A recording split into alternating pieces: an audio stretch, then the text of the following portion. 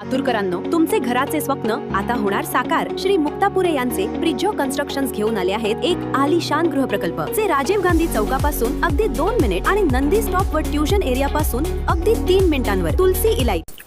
जगभरामध्ये सध्या युद्धाची चर्चा सुरू आहे आणि त्यातही इराण या देशाने आपल्या संपूर्ण देशामध्ये ठिकठिकाणी खास करून शत्रूचा ज्या ज्या मार्गाने प्रवेश होईल अशा सर्व ठिकाणी पाण्यात सुद्धा सुरुंग पुरून ठेवले. आणि अमेरिकेसारखा बलाढ्य देश आता सध्या परेशान आहे की कशा पद्धतीने इराणमध्ये प्रवेश करावा. जाऊ देते इराण आणि इराक या सगळ्या गोष्टी. महाराष्ट्रामध्ये आपल्या महाराष्ट्रामध्ये सत्ताधारी भारतीय जनता पार्टीचे नेते, राज्याचे मुख्यमंत्री सन्माननीय देवेंद्रजी फडणवीस यांनी सुद्धा सुरुंग पेरलेत.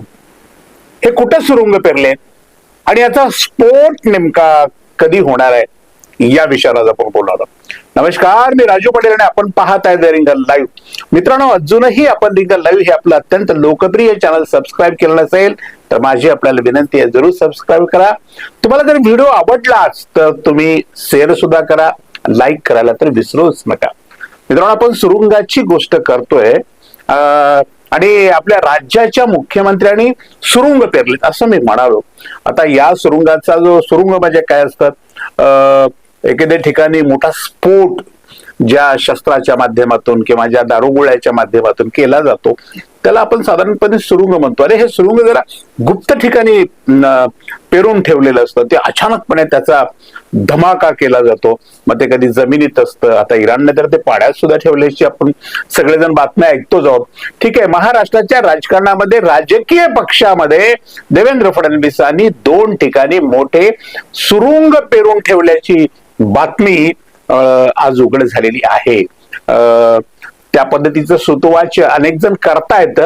हे 2 भूसुरुंग आहेत. एक राष्ट्रवादी काँग्रेस अजित पवार यांच्या जो पक्ष आहे, गट आहे 41 आमदाराचा, यांच्यामध्ये देवेंद्र फडणवीसांनी आपलं एक मोठं सुरुंग पेरून ठेवलेलं आहे.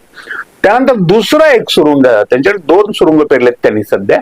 ते एकनाथ शिंदे यांच्या शिंदे गटामध्ये, शिवसेनेमध्ये शिंदे गटामध्ये त्यांनी तिकडे एक भूसुरुंग पेरून ठेवलेला आहे. आणि या भूसुरुंगाचं काम काय आहे की शिंदे गटामध्ये धमाका करायचा किंवा राष्ट्रवादी अजित पवार गटामध्ये धमाका करायचा. धमाका म्हणजे काय करायचा, शिवसेनेमध्ये एकनाथ शिंदेनी जो धमाका केला आणि अख्खी शिवसेना एका दिवसामध्ये एका क्षणामध्ये फोडली, किंवा राष्ट्रवादी काँग्रेसमध्ये अजित पवारांनी जो धमाका केला आणि राष्ट्रवादी काँग्रेस मूळची जी आहे ती अधिकृतपणे फोडली, तसा धमाका आता या 2 पक्षामध्ये करण्याची तयारी या राज्याच्या मुख्यमंत्री महोदयाने केलेली आहे. कुठल्याही किमतीमध्ये महाराष्ट्रातले हे सोबत असलेले 2 जे प्रादेशिक पक्ष आहेत, हे प्रादेशिक पक्ष मोठे नाही झाले पाहिजे, वाढले नाही पाहिजे, दिवसेंदिवस त्यांची उंची कमी झाली पाहिजे, किंवा त्यांचं महत्व राजकारणातलं कमी झालं पाहिजे, किंवा त्यांची जी लोकप्रियता वगैरे आहे ही रसातळाला गेली पाहिजे, अशी त्यांची भूमिका आहे. म्हणून काय घडतंय बघा की सातत्याने राज्याचे जे 2 उपमुख्यमंत्री आहेत, सुनेत्राताई पवार आणि एकनाथ शिंदे, हे सातत्याने केंद्राशी संपर्क करतायत, अमित शहा यांच्याशी संपर्क करतायत, पंतप्रधानांशी संपर्क करतायत. हा संपर्क नेमका आहे कशासाठी, तर देवेंद्र फडणवीसांची तक्रार करण्यासाठी. बघा बघा बघा, हे मुख्यमंत्री महोदय आमचा पक्ष फोडतायत, आमचे आमदार फोडतायत, त्यांच्याकडे आमच्या आमदारांची यादी तयार झाली आहे, आमचे एकूण आमदारांपैकी 20 आमदार जवळपास त्यांच्या गळाला त्यांनी लावलेले आहेत, किंवा इकडे राष्ट्रवादीतले 15-20 आमदार भारतीय जनता पार्टीने गळाला लावलेत. या तक्रारी सातत्याने केंद्रीय नेतृत्वाकडे भारतीय जनता पार्टीच्या सध्या केल्या जात आहेत. आणि ही सगळी जी मजा आहे या सगळ्या गोष्टीची, ही मजा देवेंद्र फडणवीस आरामात घेत आहेत. त्यांना कसल्याही पद्धतीचं टेन्शन नाही. बघा, महाराष्ट्रामध्ये एखादा राजकीय नेता किती चालाक असू शकतो किंवा राजकारण किती चालाकीने करायचं असतं, हे खरं म्हणजे देवेंद्र फडणवीस यांच्याकडून शिकलं पाहिजे. महाराष्ट्राच्या इतिहासामध्ये देवेंद्र फडणवीस यांच्यासारखा चालाक नेता यापूर्वीच्या इतिहासामध्ये कधीही घडला नाही. आपल्या सोबत असलेल्या सगळ्यांच्या फायली तयार करायच्या, प्रत्येकाच्या फायली. अहो जवळपास 39 सत्तेमध्ये असलेल्या 39 मंत्र्यांच्या फायली देवेंद्र फडणवीसांकडे असल्याचं सांगितलं जातं. कुणीही आवाज करायचा नाही, कुणीही तोडफोड करायचं नाही, कुणीही बंड करण्याची भाषा करायची नाही, कुणीही मला हे दिलं ते दिलं म्हणायचं नाही, कुणीही देवेंद्र फडणवीसांच्या धोरणाच्या विरोधामध्ये एक शब्द बोलायचा नाही. अशा प्रकारची व्यवस्था त्यांनी आपल्या खास हस्तकाच्या माध्यमातून करून ठेवलेली आहे. गडबड करायचे चान्सच नाही. जसं की आता हे बघा, एक प्रकरण महाराष्ट्रामध्ये खरात प्रकरण बाहेर आलं आणि खरात प्रकरणामध्ये महाराष्ट्राच्या मंत्रिमंडळातले बरेच मंत्री असल्याचं सांगितलं जात आहे. आमदार तर आहेतच आहेत, मोठे नेते तर आहेत, पण आज मंत्रिमंडळामध्ये जेवढी काही मंडळी आहेत देवेंद्र फडणवीसांच्या, त्यापैकी राष्ट्रवादी काँग्रेसचे किंवा एकनाथ शिंदेच्या शिवसेनेचे अनेक मंत्री सुद्धा या खरात फाईलमध्ये किंवा खरात प्रकरणामध्ये असल्याचं सांगितलं जातं आणि त्यांच्या सगळ्या फाईल्स सुद्धा जमा केल्या जात आहेत. शिक्षा फक्त एकट्या चाकण करणं, म्हणजे त्यांचं पद त्यांना सोडावं लागलं आणि त्यांना अध्यक्षपदाचा त्यांचा राजीनामा द्यावा लागला. एवढ्यावर हे प्रकरण थांबणार नाही, तर त्यांच्यावर अधिकृतपणे गुन्हा सुद्धा भविष्यामध्ये दाखल होईल. एवढ्यासाठी की या बाकीच्या मंडळींना ते दाखवून देऊ इच्छितात की तुमच्या सगळ्यांच्या ज्या फाईल आहेत त्या फाईल सुद्धा माझ्याकडे आहेत आणि योग्य वेळेला या सगळ्या फाईल्स मी काढू शकतो. असाच प्रकार सध्या महाराष्ट्राच्या मंत्रिमंडळामध्ये सुरू आहे.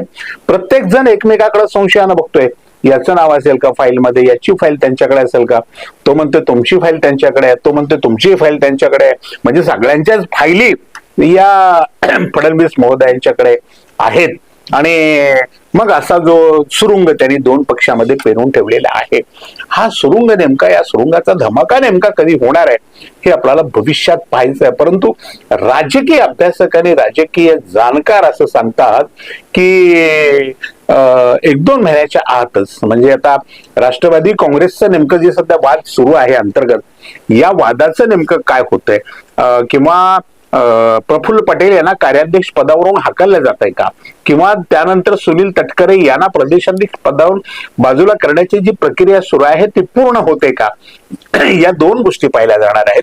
आणि या 2 गोष्टी जर आता लवकरच घडल्या तर मात्र मग राष्ट्रवादी काँग्रेसचा, अजित पवारचा एक गट हा पूर्णपणे सुनेत्राताई यांच्यापासून फुटून भारतीय जनता पार्टीमध्ये अधिकृतपणे ही सगळी मंडळी प्रवेश करणार आहे असे सांगितलं जातं. तर एकनाथ शिंदेचा सुद्धा एक गट एकनाथ शिंदे यांच्यापासून फुटून अधिकृतपणे भारतीय जनता पार्टीमध्ये प्रवेश करणार आहे असंही सांगितलं जातं. त्यामुळं या सुरुंगाची चर्चा महाराष्ट्राच्या राजकारणामध्ये खूप मोठ्या प्रमाणामध्ये होते आहे. देवेंद्र फडणवीसांनी 2 या प्रादेशिक पक्षामध्ये पेरलेले जे सुरुंग आहेत, या सुरुंगाचा धमाका कधी होतोय याची महाराष्ट्र वाट पाहतोय. आणि असं जर काही घडलं की आहे ते 2 पक्ष त्यांनी जर पुन्हा फोडले देवेंद्र फडणवीसांनी, तर महाराष्ट्राला त्याचा फारसं सोयरसूतक सुद्धा अजिबात वाटणार नाही. एकनाथ शिंदेचा पक्ष फुटल्यानंतर महाराष्ट्राला दुःख होणार नाही, जसं महाराष्ट्राला दुःख झालं होतं उद्धव ठाकरेंचा पक्ष फुटल्यानंतर, ते आता होणार नाही. किंवा सुनेत्राताईंच्या नेतृत्वाखालचा राष्ट्रवादी काँग्रेस फुटला तर आता महाराष्ट्राला दुःख होणार नाही.